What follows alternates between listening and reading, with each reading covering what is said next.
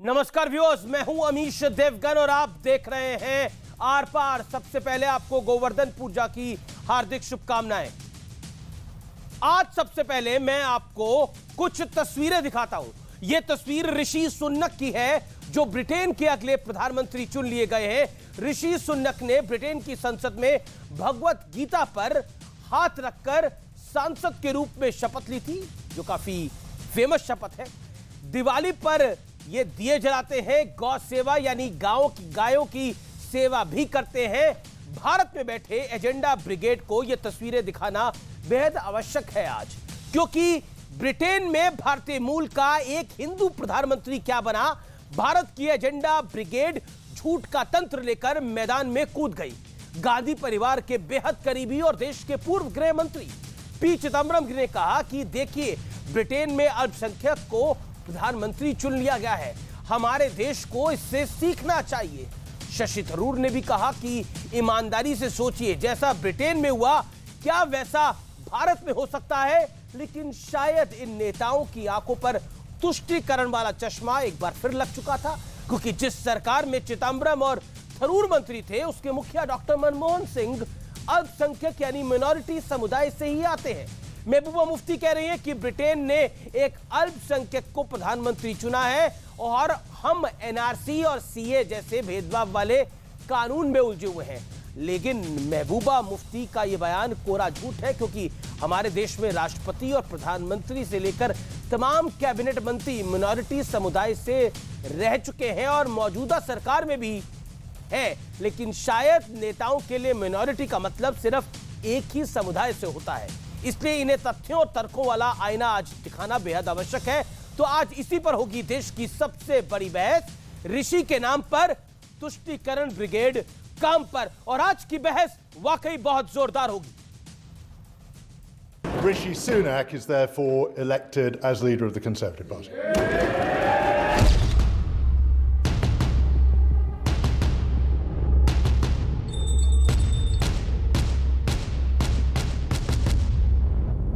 Help me God. Thank you very much.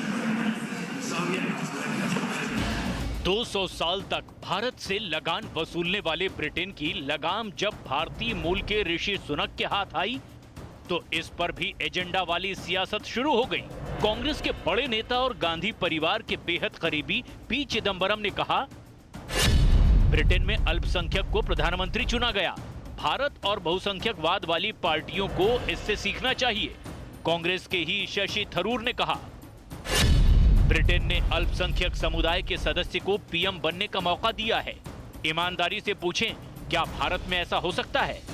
उधर कांग्रेस इन दोनों के बयान से पल्ला झाड़ रही है। किसी व्यक्ति के बारे में जो कहा है उनकी टिप्पणी नहीं करूंगा, और मैंने देखा भी नहीं है उन्होंने क्या कहा है। एपीजे कलाम कौन थे? योग्य लोकप्रिय राष्ट्रपति अटल जी ने बनाया था। रामनाथ कोविंद जी बहुत योग्य दलित समाज के नेता, किसने राष्ट्रपति बनाया था? नरेंद्र मोदी जी ने, सरकार ने बनाया था। इस बीच बीजेपी के अमित मालवीय ने शशि थरूर का पुराना बयान ट्वीट करते हुए जोरदार हमला किया। The last elections 5 years ago gave the world the extraordinary phenomenon of an election being won by a woman political leader of Italian origin and Roman Catholic faith, Sonia Gandhi, who then made way for a Sikh, Manmohan Singh, to be sworn in as Prime Minister by a Muslim, President Abdul Kalam, in a country 81% Hindu. भड़काऊ सियासत के लिए मशहूर महबूबा मुफ्ती ने भी कहा, Britain ने एक अल्पसंख्यक को प्रधानमंत्री चुना है, लेकिन हमारा जोर एनआरसी और सीए जैसे भेदभावपूर्ण कानूनों पर है। जिन अलगाववादियों, आतंकवादियों के कंधों पर बंदूक रख करके खानदानी सियासत, पानदानी विरासत के रास्ते से जम्मू एंड कश्मीर को बर्बाद करती रहीं, तबाह करती रहीं, उसके प्रति वो अपने आत्मचिंतन करें। लेकिन भारत में सनातन आस्था को कोसने वाले नेताओं को आज ऋषि सुनक के विचारों वाला आईना दिखाना भी जरूरी है। What Akshata has done for me is to give me the teachings of the Gita. And she has done it. She has done it on the phone, she has done it by message, but it is the Gita that has given me strength. और यह सनातन संस्कृति की जीत है। गीता को जानते हैं, गीता को तत्व जानते, तभी इस प्रकार से उन्होंने गीता पर विश्वास किया है। जबकि कांग्रेस के बड़े नेता पूर्व गृह मंत्री शिवराज पाटिल गीता के ज्ञान को जिहाद जैसा बता रहे थे। श्री कृष्ण ने अर्जुन को जिहाद ही बताया। अब वो बराबर है, वो गलत थोड़ा ही है, मगर वो गीता जो श्री कृष्ण ने जो बताया है, उन्होंने क्या बताया है गीता के अंदर कि तुम्हारी ड्यूटी है लड़ाई करने के भी, मरने के भी और आप लड़ाई और जिहाद को एक बराबर रखते हैं? ये श्री कृष्ण ने अर्जुन वो उसको आप जिहाद बोलेंगे तो आपका वो मतलब है वो। लेकिन बड़ा सवाल है कि जिस देश में जाकिर हुसैन से लेकर फखरुद्दीन अली अहमद, एपीजे अब्दुल कलाम और ज्ञानी जैल सिंह राष्ट्रपति रहे हों, अल्पसंख्यक समुदाय से आने वाले मनमोहन सिंह प्रधानमंत्री रहे हों, वहां झूठा एजेंडा क्यों चलाया जा रहा है? इसी पर होगी देश की सबसे बड़ी बहस। ऋषि के नाम पर तुष्टीकरण ब्रिगेड काम पर। और अब वक्त है आर पार के सुप्रसिद्ध विश्लेषण का। आइए मैं आपको बताता हूं तुष्टीकरण ब्रिगेड को आईना दिखाने वाला विश्लेषण क्या है। डॉक्टर जाकिर हुसैन 13 मई 1967 से 3 मई 1969 तक ये राष्ट्रपति रहे। फखरुद्दीन अली अहमद आप कह सकते हैं 24 अगस्त 1974 से 11 फरवरी 1977 तक यानी 1977 तक राष्ट्रपति रहे। ये दो राष्ट्रपति जो थे वो मुस्लिम थे। ज्ञानी जैल सिंह जुलाई 1982 1982 से जुलाई 1987 तक। डॉक्टर एपीजे अब्दुल कलाम जुलाई 2002 से जुलाई 2007 तक। ये भी अल्पसंख्यक समुदाय के थे, सिख थे ज्ञानी जैल सिंह, मुसलमान थे डॉक्टर अब्दुल कलाम। डॉक्टर मनमोहन सिंह मई 2004 से मई 2014 के बीच में देश के प्रधानमंत्री रहे, ये भी अल्पसंख्यक समुदाय से थे। आज के युग की हम बात करें तो मौजूदा सरकार में स्मृति ईरानी जो कि सबसे कम मिनॉरिटी है इस देश के अंदर, उसकी वो कैबिनेट में है सरकार की, नरेंद्र मोदी सरकार की। किरण रिजिजू कैबिनेट में है, हरदीप सिंह पुरी कैबिनेट में है, जॉन बराला कैबिनेट के अंदर है, मंत्री हैं। तो ये आप कह सकते हैं कि इस सरकार में भी है कुछ नेताओं के लिए अल्पसंख्यक का मतलब सिर्फ एक समुदाय है। ये बड़ा प्रश्न है। आप याद करिए क्या कह रही थी महबूबा मुफ्ती। देखिए हम सीए और एनआरसी ला रहे हैं, लेकिन इनके अपने राज्य के अंदर वहां पर कश्मीर के अंदर हिंदुओं को प्रताड़ित करके भगा दिया गया। और तो और वहां का आज तक कोई भी मुख्यमंत्री हिंदू हुआ ही नहीं है, उसकी तकलीफ नहीं है इनको, लेकिन इनकी तकलीफें कुछ और हैं। संबित पात्रा बड़े दिनों बाद आज हमारे साथ मौजूद हैं, उनका अभिनंदन है। सुब्राष्ट्रा मेरे साथ है, कलीमुल हाफिज हमारे साथ है, एआईएमआईएम के दिल्ली प्रदेश अध्यक्ष हैं, माजिद हैदरी हैं, उनका अभिनंदन है। आप तमाम लोगों का अभिनंदन है इस चर्चा के अंदर। संबित पात्रा, इस देश को दिवाली से ठीक एक दिन पहले पता लगा, शिवराज पाटिल साहब ने बोला कि जो गीता का ज्ञान, गीता का सार अर्जुन को वासुदेव कृष्ण ने सिखाया था वो जिहाद था। और आज पता लग रहा है कि हमें यूनाइटेड किंगडम से सीखना चाहिए जो एक दूसरे पूर्व गृह मंत्री सिखा रहे हैं। क्या कहना चाहते हैं आप?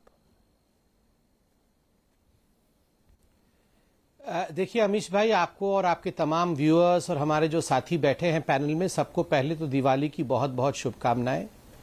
और आपने तो वो फहरिस्त, वो सूची दिखाई कि जिस प्रकार से माइनॉरिटीज़ जो थे वो इंडिया में बहुत अहम पोजीशंस में रहे हैं, मगर फिर भी रिकॉर्ड स्ट्रेट करने के लिए दोबारा मैं उस फहरिस्त को पढ़ना चाहूँगा क्योंकि ये महत्वपूर्ण है। ये हिंदुस्तान के लोकतंत्र को जीवंत बनाता है।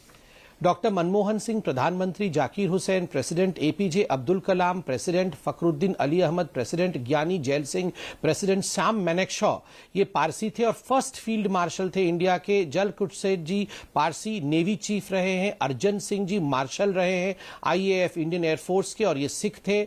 General J Singh army chief रहे हैं, general Bikram Singh army chief रहे हैं, Mohammad Hidayatullah chief justice of India रहे हैं और एक्टिंग प्रेसिडेंट ऑफ इंडिया रहे हैं। Sam Piroj Bharucha chief justice of India रहे हैं, पारसी हैं ये। केजी बालकृष्णन दलित सीजेआई रहे हैं।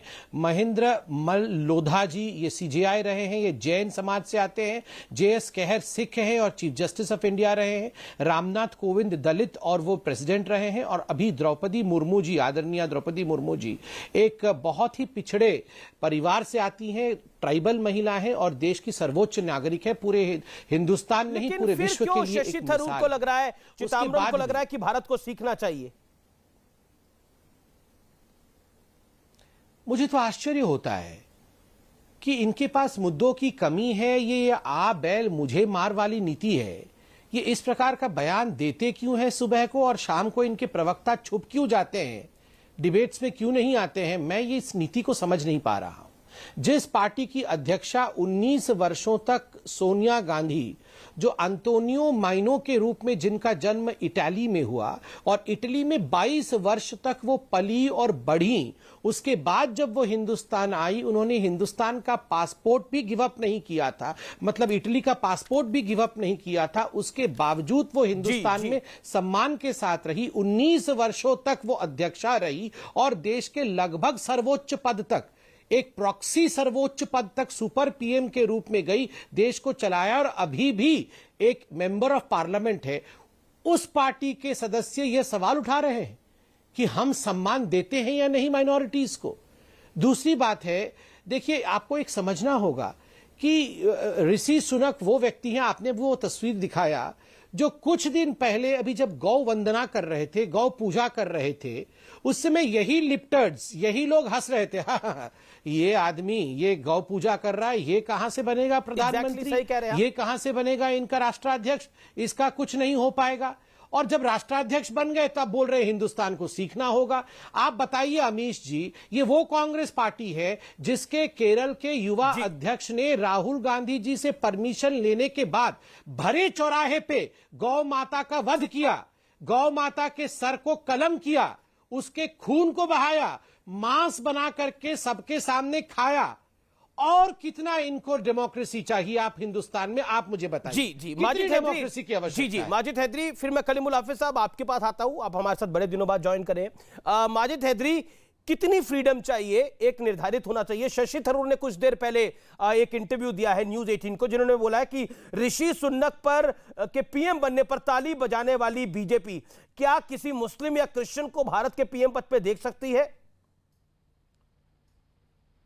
देखिए अमीश भाई, आज क्योंकि माननीय संबित पात्रा जी काफी देर बाद मंच पे आए तो इन दो पंक्तियों से शुरू करूंगा कि डॉक्टर संबित पात्रा आए इस मंच पे, खुदा की कुदरत है, कभी हम उनको कभी ऋषि सुनक जी के प्रधानमंत्री बनने को देखते हैं।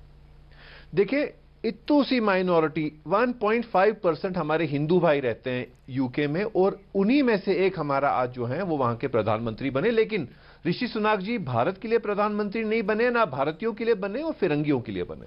लेकिन अब तुलना करना जरूरी बनता है, क्योंकि अभी जब संबित पात्रा जी ने इतने आंकड़े बताए, आपने आंकड़े बताए, तो मैं भी आपको बता दूं, हमारे माननीय प्रधानमंत्री जी की जंबो कैबिनेट है जिसमें 70 के करीब हमारे मिनिस्टर हैं, लेकिन उनमें एक भी मुसलमान नहीं है। कर्नाटक की सरकार में 30 के करीब मिनिस्टर है, हमारी मुसलमानों की 0 रिप्रेजेंटेशन है। मध्य प्रदेश में 30 के करीब मिनिस्टर है, हमारी 0 रिप्रेजेंटेशन है। यूपी सरकार में योगी आदित्यनाथ जी ने हमें एक मिनिस्टर दिया है, जहां पे हमारी जनसंख्या 20% है। तो आंकड़ों की बात अब मैंने भी रख दी, लेकिन हमें एक बात आज समझ तो एक क्लैरिटी के लिए मैं बात कर लेता हूं। आप माजिद हैदरी, आप अल्पसंख्यकों की बात नहीं कर रहे हैं, आप अल्पसंख्यक में जो सबसे बड़ी मेजॉरिटी है मुसलमान, उसकी बात कर रहे हैं। बिल्कुल बिल्कुल बिल्कुल। और मैं ये कहना चाह रहा हूं, मैं आज ये कहना चाह रहा हूं कि संघियों से अच्छे फिरंगी हैं, कि उन्होंने आज फिर हमें सेकुलरिज्म का पाठ पढ़ा दिया कि भाई धर्म से कुछ नहीं होता, धर्म का भेदभाव मत करो। अगर फिरंगियों के मुल्क में हिंदू प्रधानमंत्री बन सकता है तो इंशाल्लाह मेरे मुल्क में अगला प्रधानमंत्री मुसलमान क्यों नहीं हो सकता, और वो हिजाब वाली महीना भी मुसलमान क्यों नहीं हो सकती। आपको उस पर क्यों आपत्ति होनी चाहिए, डॉक्टर संबित पात्रा साहब को क्यों होनी चाहिए। ये भी मेरे साथ आमीन कहें कि अल्लाह अगला प्रधानमंत्री मुसलमान हो इस देश का, क्या आपत्ति होनी चाहिए। 1947 के बाद जम्मू कश्मीर का कोई सीएम हिंदू रहा है तो जानकारी दीजिए, या फिर मुसलमान के अलावा कोई रहा है, क्रिश्चियन रहा है, या फिर पारसी रहा है तो जानकारी दीजिए इस देश को। 1947 के बाद जम्मू कश्मीर के अंदर काफी लिबरल है, आप बड़े सेकुलर आदमी हैं। देखें आप एक मुस्लिम मेजॉरिटी एरिया को आप सारे पूरे बहुत बढ़िया भारत के साथ आप क्या तुलना कर रहे हैं। मुझे तुलना का मामला समझ नहीं आ रहा। आपने बोला मुस्लिम मेजॉरिटी है, तुलना का मामला तुलना ही नहीं हो सकती। 15% है माइनॉरिटी, कैसे होगी तुलना। ओके, अब एक एक करके बोलते हैं। देखिए मेरे डिबेट का एक रूल है, एक एक करके सब बोले, अपनी बात को रखे। संबित पात्रा, जम्मू कश्मीर की बात मत करिए, कश्मीर की तो बात मत करिए, वो मुस्लिम मेजॉरिटी है। आज तो प्रभु के दर्शन हो गए इस मंच पे। देखिए चलिए तथास्तु, मगर अमीश भाई, हिपोक्रेसी एक शब्द होता है अंग्रेजी में जिसको कई बार डबल स्पीक भी कहते हैं, दोहरा चरित्र, दोहरा मापदंड हिंदी में कहा जाता है। मतलब आज हिपोक्रेसी भी सुइसाइड कर लेगी इनकी बातों को सुन करके। बताइए, आपने इनसे पूछा जम्मू कश्मीर में कोई हिंदू बन सकता है क्या? तो आप करिए ही मत जी जम्मू कश्मीर की बात, वो तो मुस्लिम मेजॉरिटी एरिया है, वहां तो ये सब संभव ही नहीं, वहां तो ये डिबेट ही नहीं हो सकता है। बाकी देश की बात आप करिए। तो बड़े कन्वीनियंटली उन्होंने जम्मू कश्मीर को अलग कर दिया। अब इन्होंने बड़े ही आराम से कहा कि हिजाब वाली कोई महिला भी प्रधानमंत्री बन सकती है। ये मुझे तो समझ में नहीं आता है, खुद कोट टाई पहन के बैठ जाते हैं और महिला हिजाब और बुर्के में ही होनी चाहिए। ये क्यों? ये तो यहां पर सलवार कमीज पहन के बैठे नहीं है, ये तो कोट टाई पहन के बैठे हैं फिरंगी वाला। और महिला होनी चाहिए बुर्का वाली, बुर्के वाली या तो हिजाब वाली। आप इनसे पहले पूछिए ये कब सलवार कमीज पहन के आएंगे। जब ये सलवार कमीज पहन के आएंगे तभी मैं इनसे माइनॉरिटीज को कितना रिप्रेजेंटेशन होना चाहिए, कितना रिप्रेजेंटेशन नहीं होना चाहिए डिस्कशन करूंगा। ये तो खुद फिरंगी बन के बैठा हुए है। शशि में व्यूअर्स आपको बता दूं, बड़ी ब्रेकिंग स्टोरी आ रही है। शशि थरूर ने बड़ी स्टेटमेंट दी है न्यूज 18 को। अगले 5 से 7 मिनट में हमारे पास वो स्टेटमेंट होगी। बहुत बड़ी स्टेटमेंट दी है कांग्रेस के नेता ने। वो स्टेटमेंट क्या है मैं आपको कुछ मिनटों में बता पाऊंगा एग्जैक्ट क्या बोला है। बड़ी स्टेटमेंट दी है शशि थरूर ने न्यूज 18 के साथ एक्सक्लूसिव बातचीत करने में। 30 सेकंड माजिद हैदरी, देन कलीमुल हाफिज। अमीश भाई आज मुझे बड़े दुख से कहना पड़ रहा है कि मेरे भाई हैं, भारत के वासी हैं, संगी, मगर मुझे आज कहना पड़ रहा है कि संगियों से अच्छे फिरंगी हैं, क्योंकि आज उनने हमें वो पाठ पढ़ाया है जो हमें समझने की जरूरत है कि भाई प्रधानमंत्री चुनो, सरकार बनाओ, लेकिन धर्म के भेदभाव पे मत बनाओ, काबिलियत पे बनाओ। तो बताइए उसकी देखो उसमें कितनी इंटेलिजेंस है। फिरंगियों ने आपको कौन सा पाठ पढ़ा दिया है? टेल मी द पाठ बताइए क्या पढ़ाया है? What lessons you have learn? 1 2 3 व्यक्ति को 1.5% जो जिनकी जनसंख्या है मेरे हिंदू भाई यूके में, उनका प्राइम मिनिस्टर बन गया। और हम यहाँ 15% वाले हैं जिनका एक भी जीरो रिप्रेजेंटेशन जम्मू कैबिनेट में माननीय प्रधानमंत्री। अब्दुल कलाम कौन थे? कर्नाटक में जीरो रिप्रेजेंटेशन, मध्य प्रदेश में अब्दुल कलाम कौन थे? डॉक्टर जाकिर हुसैन कौन थे? फखरुद्दीन अली अहमद कौन थे? देखिए वो राष्ट्रपति थे। मुझे 2014 के बाद का बताइए। हामिद अंसारी साहब पे आपने कितनी डिबेट की, कितनी टोपी उछाली आपने? संबित पात्रा जी ने कितनी टोपी उछाली? अच्छा टोपी उछाली? टोपी उछाली? बिल्कुल उछाली। आपने किसकी टोपी नहीं उछाली? हामिद अंसारी साहब के खिलाफ आपने कितनी डिबेटें की? आपकी जुर्रत कैसी हुई फिर आपने वाइस प्रेसिडेंट पूर्व के खिलाफ डिबेटें की? क्यों नहीं करेंगे हामिद अंसारी? और अगर हामिद अंसारी ने कोई कंट्रोवर्शियल बात बोली है तो उस पर चर्चा जरूर होगी। भारत लोकतंत्र है, हामिद अंसारी मुसलमान है, इसलिए चर्चा भी नहीं होनी चाहिए।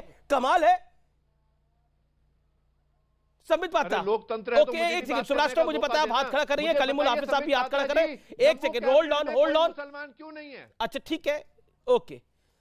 संबित पात्रा, अजान के लिए आपकी परमिशन, हलाल के लिए आपकी परमिशन, हिजाब के लिए आपकी परमिशन, एनआरसी नहीं सीए। भाई हमें करना क्या मुझे बताइए, मार्गदर्शन कराइए। आज मुझे परमिशन दीजिए बोलने के लिए प्लीज।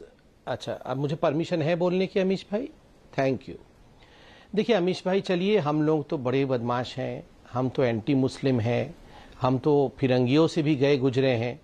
मैं इतना बोलना चाहता हूं, ये कांग्रेस पार्टी और ये जो आम आदमी पार्टी, ये सब तो अच्छी पार्टियां हैं। आप किसने रोका है? अभी गुजरात का चुनाव आ रहा है, अभी हिमाचल प्रदेश के तो चुनाव होने वाले हैं कुछ दिनों के अंदर, 2024 में चुनाव होने वाले हैं भारत के अंदर लोकसभा के। भैया मैं तो गुलाम नबी आजाद साहब को तो आपने बेघर कर दिया, आपने तो निकाल ही दिया उनको अपनी पार्टी से ही। मैं तो कह रहा हूं अब ले दे के इमरान प्रतापगढ़ी बचे हुए हैं कांग्रेस पार्टी में। इमरान प्रतापगढ़ी को आप 2024 के पीएम कैंडिडेट के रूप में घोषित कर दीजिए। हमने रोका है क्या? गुजरात में आप सीएम कैंडिडेट घोषित करिए ना किसी मुस्लिम भाई को, हमने रोका है। आप हिमाचल प्रदेश में भी घोषित करिए। कांग्रेस पार्टी को बिल्कुल करना चाहिए। इतना ट्वीट टाट करने से अच्छा है कि घोषणा ही कर देना। भारत तोड़ो यात्रा चली रही है, वो भारत तोड़ो यात्रा के बीच में राहुल गांधी घोषणा कर दे कि हम इमरान प्रतापगढ़ी को 2024 के पीएम कैंडिडेट के रूप में घोषित करते हैं। हम क्या आपत्ति कर देंगे? हम रोक देंगे क्या उनसे? ठीक है ओके। मैं कलीमुल साहब का रुख करता हूं। कलीमुल साहब, जो चिदम्बरम ने बोला, जो शशि थरूर ने बोला और जो महबूबा मुफ्ती ने बोला, do you agree with it और यू डिसएग्री विद इट? नहीं, मेरे नेता ने क्या बोला मैं वो एग्री करता हूं। मेरे नेता ने बोला एक दिन हिंदुस्तान में हिजाबी प्रधानमंत्री बनेगी, और ये इस पर हम स्टैंड करते हैं क्योंकि हमारा देश सेकुलर देश है, संविधान इसकी इजाजत देता है। लेकिन ये जरूर है कि आज जो भारतीय मूल का एक जो भारतीय मूल का प्रधानमंत्री ब्रिटिश में बना है, ब्रिटेन में बना है, उसके लिए मैं अपने पूरे देश को मुबारकबाद देता हूं और मुझे फख्र है कि वो हमारे देश से उनका लिंक है। अब आता हूं मैं कि भारतीय जनता पार्टी जो बहुत ज्यादा मिठाइयां बांट रहे हैं, खुशी बना रहे हैं, तो उन पे एक सवालिया निशान जरूर लगता है कि आपने अपनी माइनॉरिटी को कैसे ट्रीट किया है। आप इसको तो जानते ही हैं, उनके पास लोकसभा में कोई मेंबर नहीं है, राज्यसभा में कोई मेंबर नहीं है, सिर्फ एक नॉमिनेटेड लिया है, कोई मिनिस्टर नहीं है। लेकिन इससे भी आगे चलिए, सुप्रीम कोर्ट में एक भी जस्टिस नहीं है। उसके अलावा 59 मंत्रालयों में 26 मंत्रालय ऐसे हैं जिसमें क्लास 1+ लेवल का कोई एक मुस्लिम अफसर भी नहीं है। भारतीय जनता पार्टी की जो इतनी स्टेट सरकारें हैं, कहीं पे भी चुना हुआ इनका एमएलए मंत्री नहीं है, वो भी एक नॉमिनेटेड मंत्री बनाया है उन्होंने उत्तर प्रदेश में, जहां की एक बड़ी आबादी है। तो भारतीय जनता पार्टी जिस तरीके से अपनी माइनॉरिटी को ट्रीट करती है, तो इसको आईना दिखाना जरूरी है कि अगर तुम ब्रिटेन की इस डिसीजन पे खुश हो रहे हो, जिस पे हम आपसे ज्यादा खुश हो रहे हैं, तो आपको अपने गिरबान झांकना चाहिए। कलीमुल, आपने बहुत बढ़िया काम किया, बीजेपी वालों को आईना दिखा दिया। आपने बहुत बढ़िया काम किया, आपने बीजेपी वालों को आईना दिखा दिया। मैं जानना चाह रहा हूं, क्या असद ओवैसी साहब ने दिवाली पर विश किया था? आईना दिखाना जरूरी है इनको। बिल्कुल, मैंने किया ट्वीट। नहीं, आपने नेता की बात कर रहा हूं। दिवाली मुबारक मैं आपके नेता की बात कर रहा हूं। आपके नेता ने दिवाली पर बधाई दी थी। मैं क्या हूं? मैं नेता नहीं हूं। एक सेकंड, आपके नेता ने दी थी। आपको मैं नेता नहीं हूं। अरे आप बिल्कुल नेता हैं। अभी आपने बोला मैं तो अपने नेता की बात करूंगा। आप नेता हैं, लेकिन मैं आपके भी नेता की बात कर रहा हूं। मैं बात कर रहा हूं, क्या असद ओवैसी साहब ने आईना आप दिखा रहे हैं, क्या असद ओवैसी ने दिवाली की शुभकामनाएं दी थी? मैं दिवाली की राम राम नहीं कह रहा, दिवाली की शुभकामनाएं दी थी, हाँ या ना? अगर दी थी तो बता दीजिए हाँ, नहीं दी थी तो बता दीजिए ना, फिर आगे बढ़ाते कहानी। आप देखिए, वो एक ट्रू सेकुलर पर्सन है। वो दिवाली होली नहीं, चाहे वो क्रिसमस हो, कुछ भी हो, वो दिल से लोगों को मुबारकबाद देते दी थी कि नहीं दी थी? मैं दिल से नहीं कह रहा, ये भी हूं बाकायदा। अरे मैं भी आपको भेज देता हूं, उनका फोटो लग के मुबारकबाद छपी है हमारे यहाँ। उन्होंने ट्विटर पे दी थी बधाई की नहीं दी थी? फेसबुक पे दी थी बधाई नहीं दी थी?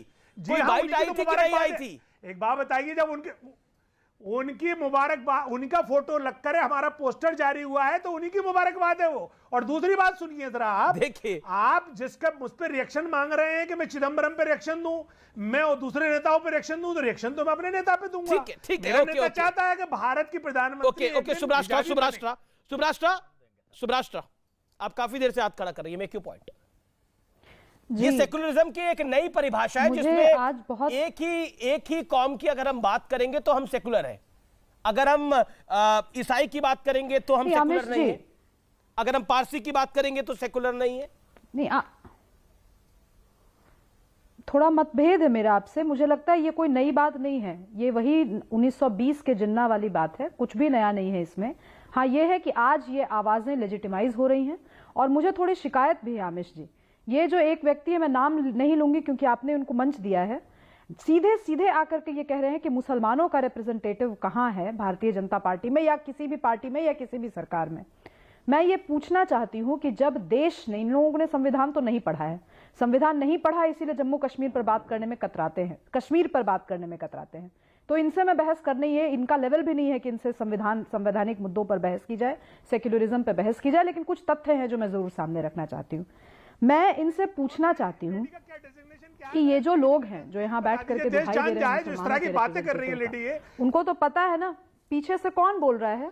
ये क्या मैं आपके समय बोली थी? कलीमुल हाफिज, गरम तवे पर पॉपकॉर्न की तरह मत उतरिए। अभी मैंने बोलना शुरू भी नहीं किया, एक तथ्य नहीं रखा है मैंने अभी। नहीं, उस लेडी का डेजिग्नेशन लोगों को पता लग जाए कि ये कौन महान इन्हीं को बोलने दीजिए ना, आमिर जी, इन्हीं को बोलने दीजिए, क्योंकि इन लोगों को, इन नेताओं को रैलियों में बुलाया नहीं जाता, मंच मिलता नहीं है। इनको लगता है टेलीविजन पर है तो हम रैली ही संबोधित कर लें। तो आप बकिए, क्योंकि मुझे कोई बोलने का इच्छा नहीं। अमित जी, आपने यहाँ पे इसे रैली में भेजिए इस लेडी को, ये लेडी में रैली में जाए, यहाँ पे आने की जरूरत नहीं है। अपनी बात रख रही है। अभी आप वकालत कर रहे थे हिजाबर को प्रधानमंत्री हम बनाएंगे। ये पूरे स्क्रीन पे, आज स्क्रीन पे 1 2 3 4 5 6 डब्बे हैं, 6 में से एक रिप्रेजेंटेटिव महिलाओं का, और ये बात करते हैं कि हिजाब वाली महिलाओं को बोलने देंगे। ये बकिए आप लोगों को हिम्मत नहीं है सुनने की, इसलिए मैं तथ्य से बात ही नहीं, आप लोगों से इसीलिए बात ही नहीं बकवा रहे हैं। इनका मुझे ब्रेक के लिए रुकना पड़ेगा, मुझे ब्रेक के लिए रुकना पड़ेगा। आप देख रहे हैं आर पार, मैं ब्रेक के लिए रुक रहा हूं, आप देख रहे हैं आर पार।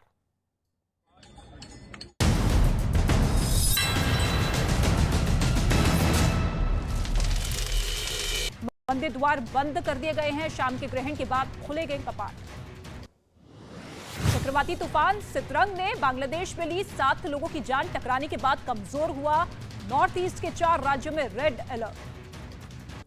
असम के नागांव में चक्रवात सितरंग का दिखने लगा असर, इलाकों में तेज हवाओं के साथ हुई भारी बारिश, तूफान की वजह से घरों को पहुंचा नुकसान। असम के कई इलाकों में चक्रवात सितरंग का असर, गुवाहाटी में भारी बारिश का कहर, कई इलाकों में भरा पानी। पश्चिम बंगाल के दक्षिण 24 परगना में चक्रवात सितरंग पर रेड अलर्ट जारी, लोगों को समुद्री इलाके से दूर रहने की चेतावनी, सैलानियों को समुद्र में जाने पर रोक।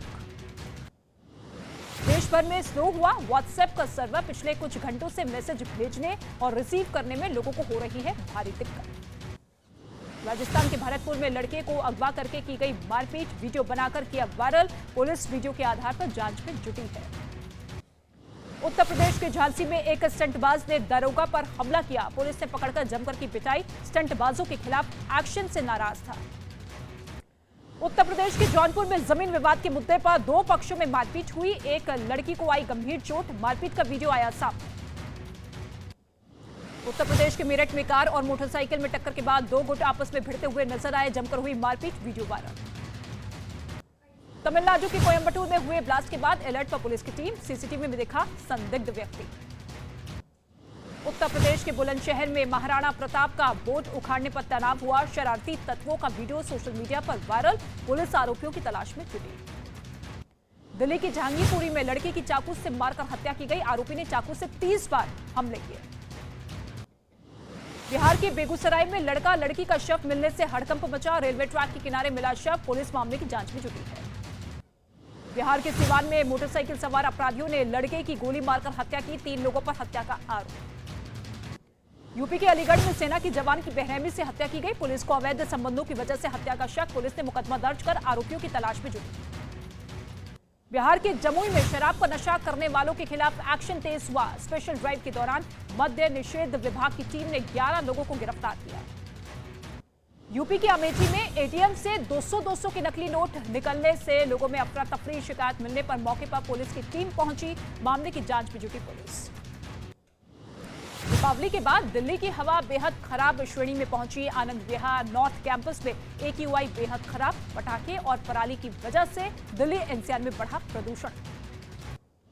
दिल्ली में दीपावली पर टूटा पिछले साल का रिकॉर्ड, दमकल विभाग को 264 जगहों पर आग लगने की मिली जानकारी, प्रशांत विहार में आग लगने से मचा हड़कंप। दिल्ली में दीपावली पर आतिशबाजी के बाद कई इलाकों में कूड़े का ढेर लगा, एमसीडी के कर्मचारी साफ सफाई में जुटे।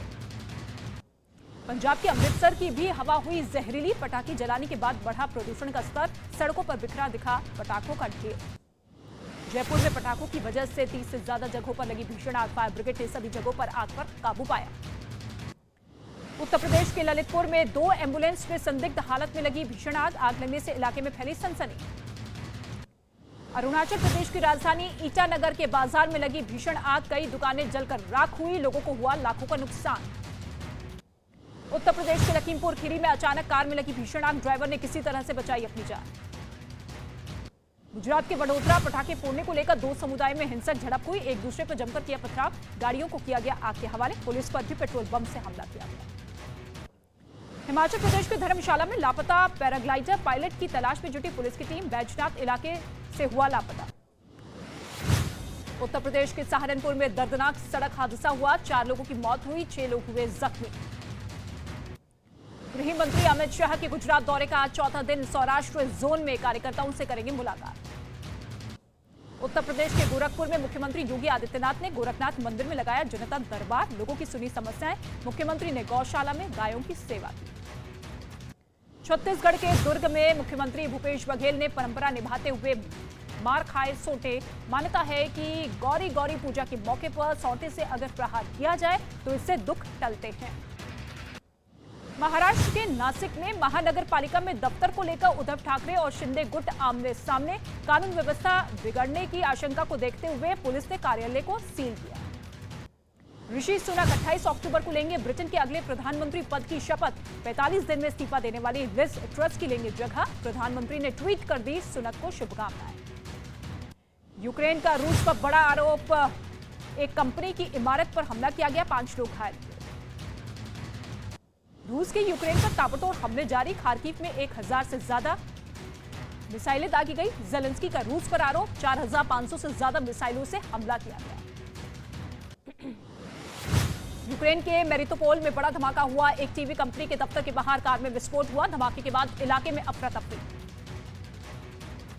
यूक्रेन रूस युद्ध के बीच इजरायल ने यूक्रेन की सहायता करने से साफ इनकार किया। इजरायल के रक्षा मंत्री ने किसी भी तरह के हथियार देने से इनकार किया। यूक्रेन ने एयर डिफेंस सिस्टम देने की मांग की। रूस यूक्रेन युद्ध के बीच अचानक कीव पहुंचे जर्मनी के राष्ट्रपति फ्रैंक वॉल्टर। जर्मनी से यूक्रेन को मिल रही है सैन्य और आर्थिक मदद।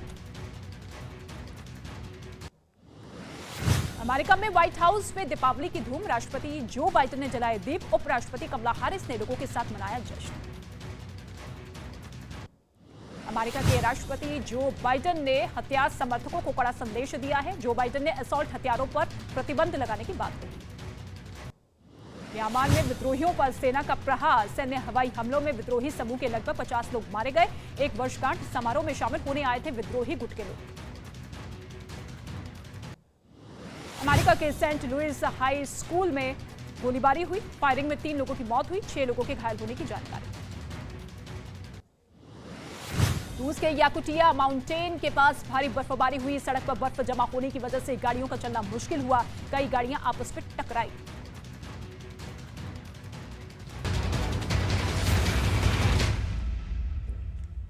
और चलिए अब आपको दिखाते हैं देश और दुनिया की तमाम बड़ी खबरें ताबड़तोड़ 50 में। आज लगेगा साल 2022 का आखिरी सूर्य ग्रहण। भारत के कई हिस्सों में दिखाई देगा सूर्य ग्रहण। ग्रहण लगने तक बंद रहेंगे अयोध्या के राम मंदिर समेत तमाम बड़े मंदिरों के द्वार। सूर्य ग्रहण की वजह से अयोध्या के हनुमानगढ़ी के भी द्वार बंद किए गए। मंदिर में पूजा पाठ पर रोक लगाई गई। सूतक लगने की वजह से तड़के सुबह से कपाट बंद है। उत्तर प्रदेश के वाराणसी में सूर्य। वेलकम बैक व्यूअर्स, आप देख रहे हैं आर पार प्राइम टाइम का सबसे देखे जाने वाला कार्यक्रम, चाहे वो टेलीविजन रेटिंग्स हो, चाहे वो डिजिटल मीडियम हो। लेकिन इस समय हमारे पास एक बड़ी ब्रेकिंग स्टोरी आ रही है व्यूअर्स, उसका हम रुझान कर सकते हैं, उसका हम रुख कर सकते हैं। और वो खबर है शशि थरूर के बारे में। शशि थरूर का एक और ताजा बयान आया है और इस बार उन्होंने मेरा बीजेपी से सीधा सवाल है और मुस्लिम ईसाई पीएम को क्या वो देख सकते हैं, ये बीजेपी से सवाल पूछा है। ये कंट्रोवर्शियल स्टेटमेंट है। बीजेपी क्या किसी मुस्लिम और ईसाई को पीएम स्वीकारेगी?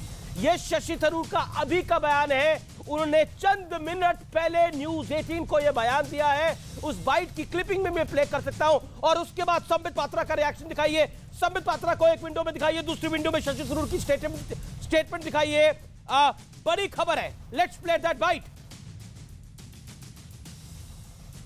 तो क्या अगर हमारे देश में आज एक मुसलमान या एक क्रिश्चियन प्रधानमंत्री बनना चाहेंगे, क्या भाजपा इसको स्वीकार करेंगे? तो यही है जो ऋषि सुनक के लिए वो ताली बजाने के लिए तैयार है, तो यहाँ क्या करेंगे हमारे देश में, यही भी सोचने की बात है। शशि थरूर की बड़ी स्टेटमेंट में डॉक्टर संबित पात्रा बीजेपी के स्पोक्सपर्सन है। आपका फर्स्ट रिएक्शन, ये एक बड़ी स्टेटमेंट दी है, क्या बीजेपी किसी मुसलमान या किसी क्रिश्चियन को पीएम देख सकती है?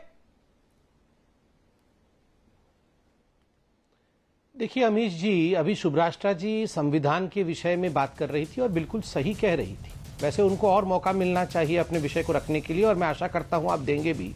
मगर शुभ्राष्ट्रा जी ने कहा कि ये जो पूरी प्रक्रिया है प्रधानमंत्री बनाने का, ये बीजेपी नहीं बनाती। एक संविधान की प्रक्रिया होती है और उस प्रक्रिया के अंतर्गत प्रधानमंत्री बनते हैं। हाँ, मैंने तो अभी आपको कहा आप इमरान प्रतापगढ़ी को अपना पीएम कैंडिडेट घोषित करिए 24 के लिए। अगर जीत होगी, हम कौन है देखने वाले या नहीं देखने वाले?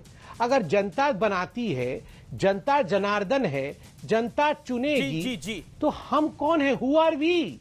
क्या हम रोक सकते हैं? मैं तो शशि थरूर जी से पूछूंगा कि आप में हिम्मत क्यों नहीं है?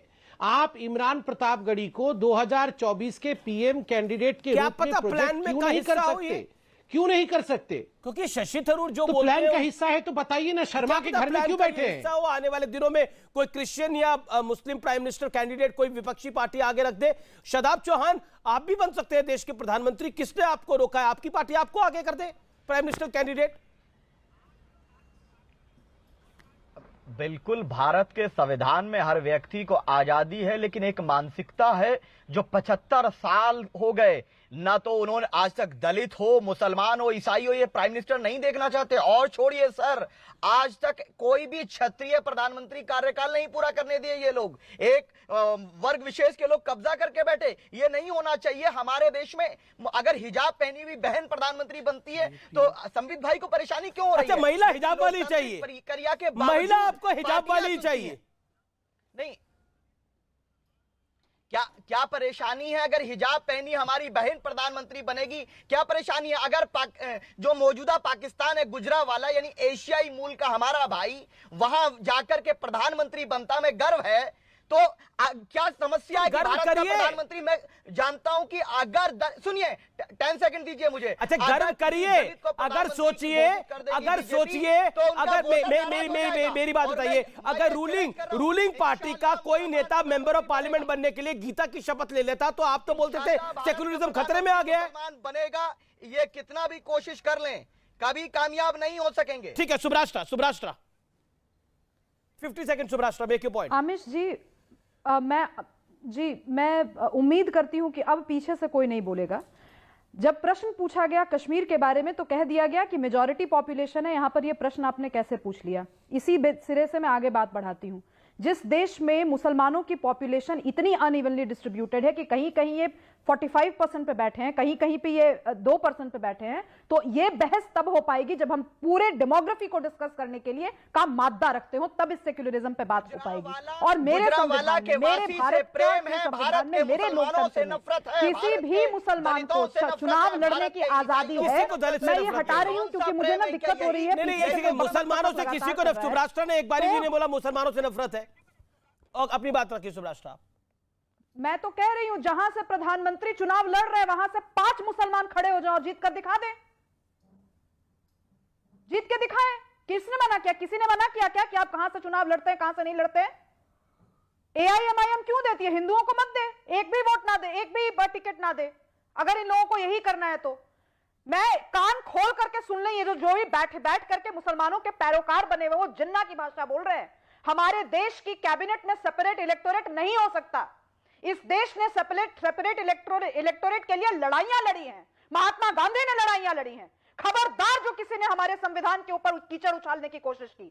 ये किस तरीके की बहस और किस तरीके का तर्क हम बर्दाश्त कर रहे हैं नेशनल टेलीविजन पर कि सरकारें हम चुनकर भेजें, जनता चुन करके भेजे, और सरकार बनाने के बाद माइनॉरिटीज या जो भी कोई हो वो 5 तथाकथित लोग डिसाइड करेंगे कि वो सरकार सेक्युलर है या इंपॉर्टेंट पॉइंट है। आपको लोकतंत्र की परिभाषा बदलनी है तो आपने किया, आपने कश्मीर में किया, आपने जमहूरियत खत्म कर दी वहां पर, और हम क्यों नहीं बात करेंगे कश्मीर पे? ओके, कश्मीरी पंडित को बुला करके देंगे सीट। और शशि थरूर जो इतना ज्ञान दे रहे हैं, मैं शशि थरूर को भी मुखातिब होकर कहना चाहती हूँ। अंग्रेजी ज्यादा समझ में आती है। Majid Haidari challenge Shashi Tharoor that the next time you have an election, you pass on your ticket to a minority from your particular area and then talk about secularism. You have had enough of elitist education. you made your point, Subhashra. Majid Haidari देखिए देवी जी शांत हो जाएं। माजिद हैदरी, देवी जी शांत हो जाएं। सुनिए, देखिए देवी जी शांत हो जाएं। सुनिए माजिद हैदरी, मुझसे इस तरीके से बात मत कीजिए। खबरदार, मैं आपके घर की बुरखा वाली महिला नहीं हूँ कि आप मुझे बताइएगा कि मुझे शांत रहना है। तमीज से बात करना सीखिए। देखिए देवी जी आपसे, देखिए अब देवी जी करके बात कर रहा हूँ, आप देवी जी शांत हो जाएं। कीजिए मेरे साथ। देखिए देवी जी आप कृपया शांत हो जाएं। देखिए पूरा राष्ट्र क्या विश्व के लोग देख रहे हैं आप कैसे लड़ रही हैं। एक माइनॉरिटी के व्यक्ति से आप कैसे लड़ रही हैं। जलाने की बात बोली है, सड़कों पर आपके खिलाफ आंदोलन होने चाहिए, युवाओं को देखना नहीं चाहिए। आपने ऐसी बात बोली। माजिद हैदरी को 40 सेकंड दीजिए ना Subrashtra. You made your point Subrashtra ji, you made your point. Okay Majid Haidari, मैं क्या बोलने दूं इनको? ये जहर उगल रही है। इनको क्या बोलने की आप क्या बोल रहे हैं आमिर जी? इनको क्या बोलने दिया जाए? 40 सेकंड उनको मिलने का। हमें इस देश में बात करने की भी बात के लिए कौन परमिशन देने की बात कर रहा है? नहीं माजिद हैदरी, आपने बहुत बड़ा कंट्रोवर्शियल स्टेटमेंट दिया कि इस देश में हिजाब के लिए परमिशन चाहिए। हिजाब के लिए परमिशन नहीं चाहिए भाई साहब। हिजाब आपने मैंडेटरी बनाया, उसको हटाने के लिए लोगों को सड़कों पर आना पड़ा। देखिए देवी जी, अगर आपने महिलाओं के अधिकार की बात करनी है, देश का माहौल भड़का रहे हैं। आपने एक और बात कही, आपने कहा देवी जी, आप एक माइनॉरिटी के व्यक्ति को बात नहीं करने दे रही। प्रधानमंत्री बर्दाश्त नहीं कर सकता। मैं तो कह रही हूँ माजिद हैदरी, आप आ जाइए ना, आप काशी से चुनाव लड़ लीजिए। अमीश भाई, क्या माइनॉरिटीज को बात करने का मौका मिलेगा? इसमें माइनॉरिटी की क्या बात है? इसमें माइनॉरिटी की क्या बात है? आप ये बहस चल रही है। नहीं मिलेगा यहाँ पे माइनॉरिटी मैं हूँ। यहाँ माइनॉरिटी मैं हूँ। देखिए अमीश जी, हमारे संस्कार हैं, हमारे संस्कार हैं। हम महिलाओं के ऊपर नहीं बोलते, हमारे संस्कार हैं। ये बोलती जाए, जब तक ये चुप नहीं करेंगे मैं नहीं बोलूंगा। भाई हम संस्कारी लोग हैं, महिलाओं से ऐसे लड़ते नहीं प्लीज। सबसे ज्यादा मैं समय लूंगी अब, और अब पूछती हूँ, अब देखती हूँ कि मुझे कौन नहीं बोलने देता। आपने जेरीमैंडरिंग की बात की थी ना, कैबिनेट में सेपरेट इलेक्टोरेट की बात की थी। मैं सेपरेट इलेक्टोरेट की मांग करती हूं। जितना समय पुरुषों को मिले उसके प्रोपोर्शनेट मुझे समय मिले। 50 मिनट की डिबेट है ना, तो अगर 5-5 मिनट सबको मिल रहा है तो उस हिसाब से मुझे सबसे ज्यादा समय मिलना चाहिए। दीजिए कीजिए ना। अब मुझे लगता है कि संबित पात्रा भी कुछ बोलना चाहते हैं, कलीमुल हाफिज भी कुछ बोलना चाहते हैं। एक सेकंड, मेरे यहाँ मुसलमान महिलाएं सीधा पल्ला लेकर के सर पर आंचल रख करके मस्तियां गाती हुई चलती है। आप उस महिला को प्रधानमंत्री बनाने की बात कीजिए, हिजाब की बात मत कीजिए, बुरखा की बात मत कीजिए। 30 सेकंड दे दें। ठीक है, okay. Subrashtra, you made your point. Subrashtra, मैं हिजाब और बुरखे वाली महिला नहीं हूं कि कोई पुरुष ऐसे कर दे और मैं चुप हो जाऊं। ठीक है, यू मेड योर पॉइंट सुब्राष्ट्रा। हद में रहकर बात कीजिए, हद में रहकर body language. Okay, Majid Haidari 40 second. Majid Haidari 35 से 40 सेकंड। देखिए अमीश भाई, देवी जी ने बहुत अच्छी बात की, संविधान की बात की। संविधान देश का ये कहीं नहीं कहता कि इस देश का प्रधानमंत्री मुसलमान नहीं बन सकता। लेकिन कैसी अजीब बात है कि आज तक इस देश में कोई प्रधानमंत्री मुसलमान नहीं हुआ, कोई आर्मी चीफ मुसलमान नहीं हुआ। हमारे पिछले 8 वर्षों का क्या हाल है वो तो आप जानते हैं। हलाल बैन, हिजाब बैन, अजान बैन और कौन कौन से बैन होंगे वो आप जानेंगे। मैं एक चीज कहना चाहता हूं देवी जी को, अगर ये महिलाओं के अधिकार की बात कर रही है ना, तो आरएसएस को बताएं कि अगले मुखिया महिला होगी। इनको चुनौती देता हूं, आज इस मंच पे बोल दें। अरे आरएसएस ने तो कभी महिलाओं को नारी शक्ति की तरफ बढ़ने ही नहीं दिया। बता दें, आज डिमांड करते हैं अगली मुखिया नारी होगी। मैं जवाब ले लेता हूं। क्या जवाब देंगे? इनके पास आज बोलती बंद कर दी मैंने 40 सेकंड में। देवी जी, बात शुरू हो जाए। बात को रखा किसी ने किसी की बोलती बंद। और आरएसएस और राष्ट्र सेविका समिति। ओके, एक second Subrashtra, let Sambit Patra come and respond. Okay, Sambit Patra. देखिए अमीश भाई, मैं आपको मूल बहस समझाता हूं कि दरअसल ये बहसें क्यों होती है। ये जो एक टर्म है ना इस्लामोफोबिया, ये कुछ लिप्टार्ड्स होते हैं, ये जो लिबरल कहे जाने वाले लोग होते हैं, इनको हर जगह में उस वर्ड को लेके आना है। मगर साउथ अफ्रीका के किसी जंगल में एक दंपत्ति रहते हो और गलती से अगर दाल में नमक कम हो जाए तो इस्लामोफोबिया हो गया है। अगर पैसिफिक ओशन में कहीं बवंडर आ गया तो वह उसके अंदर भी ये इस्लामोफोबिया ढूंढ लेते हैं। यही लोग ऋषि सुनक के खिलाफ क्या क्या नहीं कह रहे थे, और इनका दिल है। बिल्कुल है। इसमें क्यों बोल रहे? संबित नहीं बोले ना। ये क्या है? ये Sambit on screen, then Kalimul Hafiz. Okay, जिसको पीसीआर में नाम बोलूंगा वही बोले। Sambit first you, then Kalimul Hafiz. देखिए अमीश भाई, मुझे तो लग रही है तीनों हमारे जो भाई, मेरे भाई ये तीनों बैठे हुए हैं यहाँ पर, तीनों भाई बहुत परेशान हैं। एक दिया जला रहे ऋषि सुनक, गौ माता की पूजा कर रहे हैं, तिलक लगाए हुए हैं, राम राम का चोल वो पहना हुआ है पटका। आप सोचो इनके दिल पे जहर, सांप रेंग रहा है, सांप। अब बोल कुछ नहीं पा रहे हैं कि क्या, क्यों ये क्यों दीपावली मना रहे हैं, ये क्यों तिलक लगाया। ऋषि सुनक को बोल के यहाँ कुछ होगा नहीं, कुछ भी होना है मोदी जी तुम ऐसे, मोदी जी तुम वैसे, ये संघ ऐसे, ये बीजेपी। अब गुस्सा आप समझिए क्यों है। कल ऋषि सुनक दिया लगा रहे, अरे ये तो दिया भी लगा रहा है, टीका, अरे तो टीका लगा के आ गया, अब क्या होगा हमारा। अरे राम राम लिखा हुआ है, गौ माता की पूजा। प्राण आधा इन लोगों का छटपटा, प्राण हरण हो रहा है मन के अंदर। मेरे तीनों भाइयों को बख्श दीजिए, दिवाली का पावन पर्व है, आराम से तीनों बैठे, अब काहे को परेशान हो रहे हैं। ये सैडिस्टिक नेचर है इनका। अगर वॉल स्ट्रीट जर्नल में इंडिया के खिलाफ कुछ लिखा जाएगा तो ये ताता थैया नाचेंगे। अगर न्यूयॉर्क वो कौन सा टाइम्स या क्या, कौन सा टाइम्स है, न्यूयॉर्क टाइम्स, उसमें कुछ हिंदुस्तान के खिलाफ लिखा जाएगा तो 4 चांद लग जाते हैं इनके चेहरे पर। सर्जिकल स्ट्राइक हो जाएगा तो इनका मातम मनना शुरू हो जाता है। इंडिया पाकिस्तान से जीत जाता है और अमित शाह जी ट्वीट कर देते हैं तो इनका मातम मन जाता है। मतलब ये इंडिया का कुछ भी अच्छा हो तो ये परमानेंट रुदाली ग्रुप मातम बनाने के लिए तैयार है। मैं तो रुदालियों को कहता हूं भैया इतना रोना भी ठीक नहीं है, बीच बीच में थोड़ा सा सांस वांस भी ले लीजिए। नॉन स्टॉप रोना धोना इनका चलता रहता है। कलीमुल हाफिज, क्या सैडिस्टिक प्लेजर मिलता है आप लोगों को, जो बात डॉक्टर संबित पात्रा कह रहे हैं? और इंपॉर्टेंट ये है कि जब भी भारत के कल्चर के लिए, भारत के कल्चर के लिए, भारत की संस्कृति के लिए कुछ बेहतर होता है, उसमें आप अपने दुख का कारण ढूंढ लेते हैं, ऐसा क्यों? दिवाली का पावन पर्व है, ये तो बहुत ऐसा पर्व होता है जिसके अंदर it is a festival of lights basically. मैं आपसे ये जानना चाहता हूं कि ऐसा क्यों होता है, आप दुख का कारण क्यों ढूंढ लेते हैं हर खुशी के अंदर? नहीं, असल में मैं इसलिए ढूंढ लेता हूं कि जब भारतीय जनता पार्टी का एमएलए बलात्कारियों को संस्कृति वाला बताता है, संस्कारी बताता है, और वो भारतीय जनता पार्टी की सरकार बिल्किस बानो के बलात्कारी उसकी फैमिली के हत्यारों को छोड़ देती है, और फिर प्रधानमंत्री से लेकर पूरी सरकार और मैं संबित पात्रा साहब ये चुप हो जाते हैं, तब इनकी रुदाली कहां चली जाती है? ये जो जुल्म सरेआम कर रहे हैं मुसलमानों पर और अल्पसंख्यकों पर, और बाकायदा पूरे देश नहीं पूरी दुनिया में इनकी छवि, आरएसएस की छवि बाकायदा अल्पसंख्यक विरोध की बन चुकी है। इसीलिए पूरी दुनिया से ये खबर आ रही है कि जब एक अल्पसंख्यक वर्ग का आदमी ग्रेट ब्रिटेन में प्रधानमंत्री, पूरी दुनिया से खबर नहीं आ रही, क्यों आप ही लोग बोल रहे हो, क्यों नहीं इज्जत देते? तुम्हें गिरबान में झांकना चाहिए और अल्पसंख्यकों को इज्जत देनी चाहिए, मौका देना चाहिए। ये बताइए, सब तरफ से ये स्मृति ईरानी अल्पसंख्यक नहीं है, किरण रिजिजू अल्पसंख्यक नहीं है, हरदीप सिंह पुरी अल्पसंख्यक नहीं है, जॉन बराला अल्पसंख्यक नहीं है, ये लोग अल्पसंख्यक नहीं है क्या?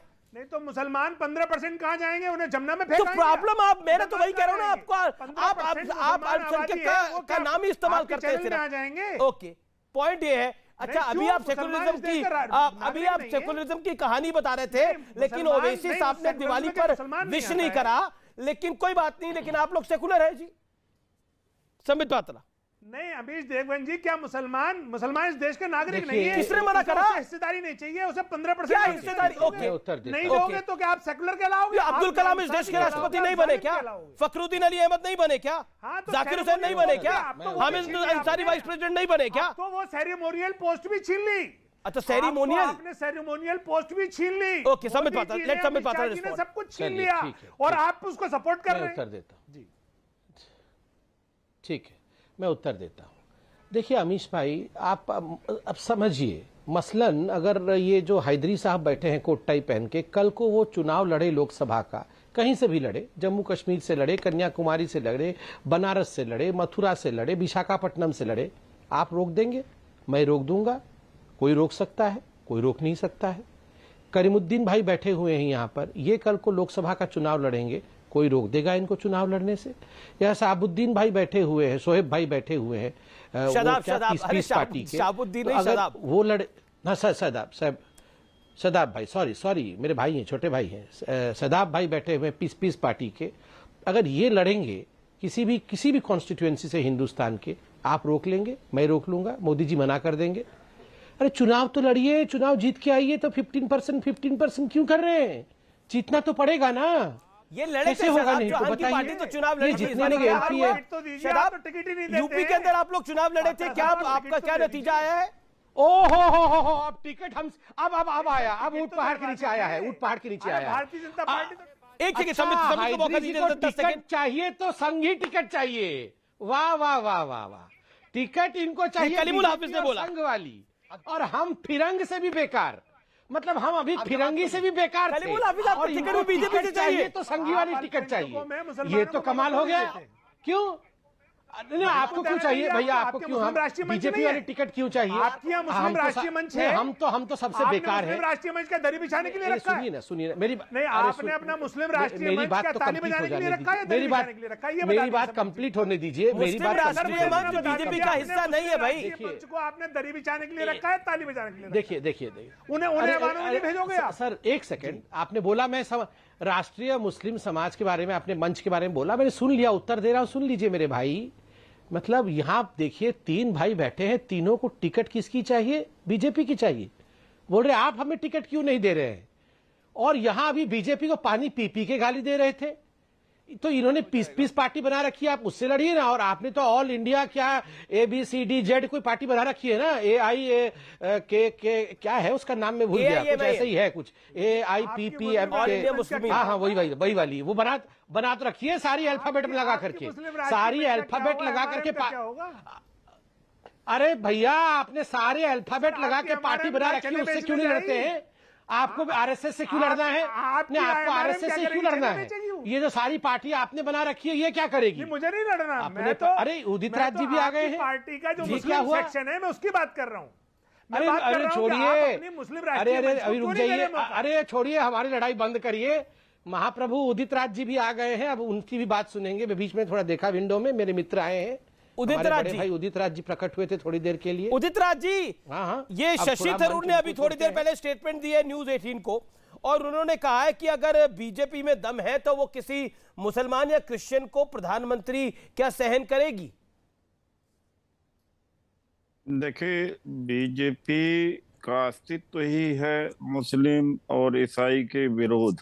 अगर जिस दिन मुस्लिम ईसाई का विरोध बंद कर देंगे, बीजेपी को वोट मिलना ही बंद कर दें। बीजेपी तो इमोशनल कार्ड मुसलमान अब जंतर मंतर पर। क्या आपको भी लगता है ऋषि सुनक का बगल पर? जी सर, आपको भी लगता है ऋषि सुनक वाले एपिसोड में भारत को सीखना चाहिए यूके से? आपको ऐसा लग रहा है?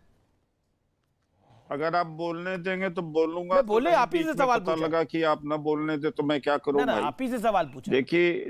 देखिए ऐसा है कि 2004 में भारतीय जनता पार्टी ने कहा कि अगर सोनिया गांधी जी बनती हैं तो इनकी नेता सुषमा स्वराज जी ने कहा था कि सिर मुड़वा लूंगी, राजनीति छोड़ दूंगी, सूखे चने खाऊंगी। शरद पवार ने क्या कहा था? विदेशी मुल्क। उसके बाद 2004 में और संजय जायसवाल जी इनके मंत्री भी हैं, प्रदेश अध्यक्ष है बिहार के, उन्होंने कहा कि विदेशी महिला के पेट से जन्मा हुआ आदमी कभी राष्ट्रप्रेमी नहीं हो सकता है। तो ये संजय जायसवाल जी का ट्वीट है। तो ऐसे में जो ऋषि सुनक जी बने हुए हैं PM, हमारा पूरे भारत के सभी लोगों का खुश है और सभी लोगों का अधिकार है उनके बारे में बातचीत करना, लेकिन एक इनका कौन सा अधिकार बनता है? ठीक। ये तो अगर वो इनके हिसाब से तो इंग्लैंड में वो तो फॉरेन ओरिजिन के हुए हैं, जबकि ऋषि जवाब संबित पात्रा का जवाब जरूरी है। फॉरेन ओरिजिन ठीक है, यू मेड योर पॉइंट। आपने 2 मिनट अपनी बात को रखा। संबित पात्रा जवाब, quick reply Sambit Patra to Udit Raj. तो इनका तो मॉरल राइट बनता है। आपका कोई मॉरल राइट नहीं बनता है उस देश में। ठीक है। ओह, राइट ही नहीं है हमारे पास। अब बोलने का राइट बनता है ना अमीश भाई? थैंक यू अमीश भाई। पहले तो ये उदित राज जी मेरे सीनियर हैं, मैं तो इनको बहुत बड़ा भाई मानता हूँ, अच्छा भी मानता हूँ। मुझे तो बहुत तकलीफ होती है जब आदरणीय द्रौपदी मुर्मू जी को हमने, एक ट्राइबल महिला, बहुत कष्ट सह के वो बनी राष्ट्रपति देश की, हर एक्सेलेंसी, तो इन्होंने बोला ऐसा नसीब किसी का, ये नसीब किसी का नहीं होना चाहिए। ऐसी चाटुकार राष्ट्रपति कहीं नहीं होनी चाहिए किसी देश के भाग्य में। ऐसी महिला, एक महिला जो माइनॉरिटी की माइनॉरिटी है, हमारी उड़ीसा की है, मतलब क्या कष्ट नहीं सहा है। मैं तो बीच में नहीं बोला था, बीच में अमीश भाई, मैं तो बीच में नहीं बोला था। तो चमचा तो और गंदा शब्द है, मैंने चाटुकार बोला, आपने चमचा बोला। अरे अमीश भाई, बेकार का ब्लड प्रेशर बढ़ा रहे हैं अपना, शांति से सुन लीजिए अमीश भाई, जरा इनका साउंड कम रखिए ताकि मैं कंप्लीट कर लूं। सुनिए ना, उदित राज माफी भी मांगना चाहते हैं, उस विषय पर माफी भी मांगना चाहते हैं। शब्द कैसे वापस, नहीं नहीं नहीं नहीं, मुझे देखना है, आज मुझे देखना है शब्द वापस कैसे होता है, दिखाइए जरा आप शब्द कैसे वापस लेते हैं। वापस लेंगे आप? जाने के बाद ये जो डेमोन्स्ट्रेट करिए कैसे, नहीं नहीं मुझे डेमोन्स्ट्रेशन चाहिए, ये शब्द वापस कैसे होता है, ये लाइव डेमोन्स्ट्रेट करके दिखाइए कि आपने शब्द कैसे वापस लिया। नहीं नहीं उदिता जी, मेरे बोलने के बाद वापस लेके दिखाएंगे, अभी मैं कंप्लीट कर लूं। आपने एक ट्राइबल महिला को कहा कि ये दुर्भाग्य है, अरे रुक तो जाइए सर, रुक तो जाइए, मैं कंप्लीट कर लूं। अमीश भाई थोड़ा ये मत बोलिए उदित राज जी, ये मत बोल रहे थे, बेटी बचाओ बेटी पटाओ मत बोलिए बार बार, मेरा निवेदन है करिए, मैं कंप्लीट करूं। क्यों बोल रहे हैं आप? देखिए अमीश भाई एक ट्राइबल राष्ट्रपति बनी तो इनके अधीर रंजन चौधरी जी ने उनको राष्ट्रपत्नी कहा। जी जी जी। और उदित राज जी ने कहा कि ऐसा दुर्भाग्य, एक चमचा कहा और कहा कि ऐसा दुर्भाग्य किसी देश का ना आए।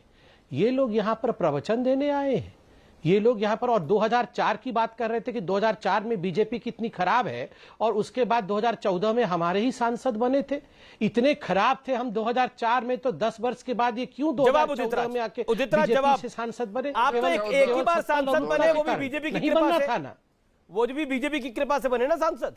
बीजेपी टिकट ना देती तो कैसे बन पाते सांसद?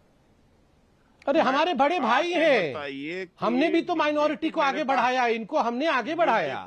बीजेपी मेरे ये हमारे बड़े भाई हैं, ये माइनॉरिटी में है खुद, और हम इनका सम्मान करते थे, इसलिए हमने इनको सांसद बनाया। बताइए, आपको धन्यवाद बोलना चाहिए कि नहीं? अभी आप बोल रहे हैं सुनक जी। बीजेपी को सत्ता में मैं लाया, दलित हमारे वजह से आए, मेरा यह स्थान मानो, और एक भी मेरा बायोडाटा देख लीजिए। अरे मैं तो तभी आप सत्ता में बीजेपी को लेके आए अमीश भाई, ये तो कमाल। अरे पर उदित राज जी, आप इतने ताकतवर थे तो 2019 में आप कांग्रेस के साथ चले गए, तब क्यों नहीं कांग्रेस सत्ता में आई? आप तथ्य को मरोड़िए नहीं, अगर तथ्य को मरोड़ेंगे बाद में अमीश अरे हम कहां से मरोड़ देंगे तथ्य को? हो जाती बात, इसलिए मैं हस्तक्षेप कर रहा हूं, क्योंकि आप बोल के निकल जाएंगे। नहीं, तथ्य कोई गमछा है जो उसको मरोड़ देंगे? तथ्य बिल्कुल ठीक बोले हैं हम। आपने राष्ट्रपति जी के लिए अपशब्द कहे, आपने राष्ट्रपति मैडम के लिए कहा कि वो दुर्भाग्य किसी देश को ना मिले, आपने अभी खुद कहा कि आपने राष्ट्रपति को चमचा कहा, फिर बोला कि आपने शब्द वापस ले लिया।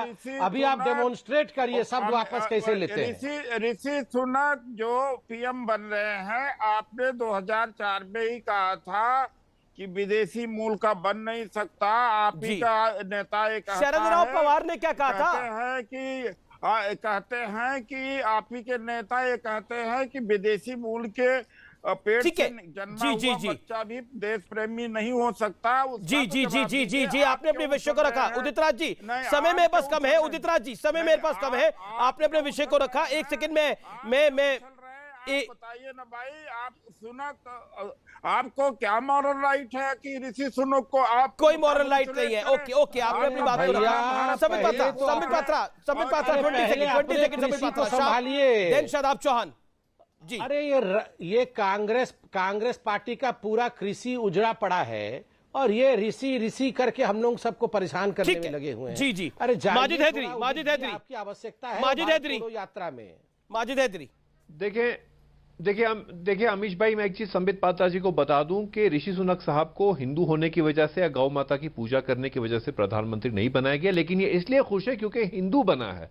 तो अगर ये खुश है, मैं मुसलमान के प्रधानमंत्री होने पे खुश ना हो, और जब वो मेरे देश का बने, ये तो फिरंगी हिंदू के वहां फिरंगियों के प्रधानमंत्री होने पे खुश हैं, मेरे देश में अगर मुसलमान बनेगा मैं क्यों नहीं खुश होगा? ये तो बट नेचुरल है। आप खुश हैं तो मैं भी वैसे ही खुश होगा। तो आप मेरी खुशी में रंग में भंग क्यों मिलाना चाहते हैं? आप बोल कि इंशाल्लाह इस देश का अगला प्रधानमंत्री मुसलमान होगा। सुब्राष्ट्रा जी, इसमें इतना विरोधाभास है।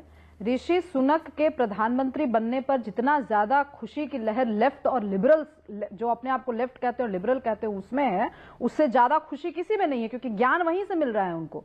तो जो कह रहे थे कि मुसलमान के होने के बाद मैं भारत के प्रधानमंत्री को मुसलमान होते हुए देखना चाहता हूं, मैं कहती हूं लोकतंत्र के अखाड़े में निकलिए, चुनाव लड़ने का मादा रखिए, चुनाव जीतने का मादा रखिए, अपने पार्टी के इंटरनल पॉलिटिक्स में ऊपर उठने का मादा रखिए, प्रधानमंत्री बनिएगा।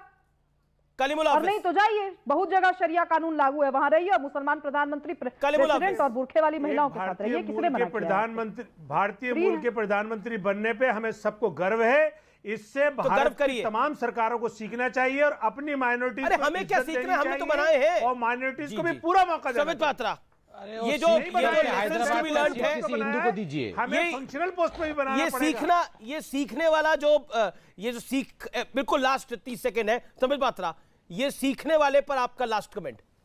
हर व्यक्ति कह रहा है सीखना चाहिए, सीखना चाहिए। मैं तो बोल रहा हूं अगर इतना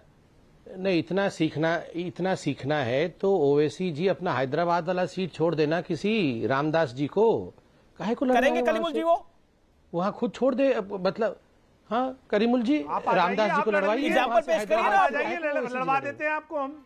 संबित पात्रा जी आप हार वहां है, हमारा कैंडिडेट है, चिंता मत करिए। नहीं कोई बात नहीं, मैं तो बीजेपी से लड़ूंगा भैया। मैं समय आज समाप्त हो रहा है। निष्कर्ष आज की चर्चा का यही है कि भारत को सिखाना नहीं है, भारत सिखाता है। भारत सिखाता है क्योंकि we believe in Vasudhaiva Kutumbakam, world is one family. अब देखते हैं, ये देश है हमारा।